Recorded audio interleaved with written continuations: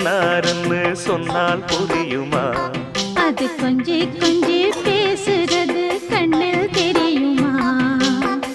உலகே அழிஞ்சாலும் உன் உருவம் அழியாதே.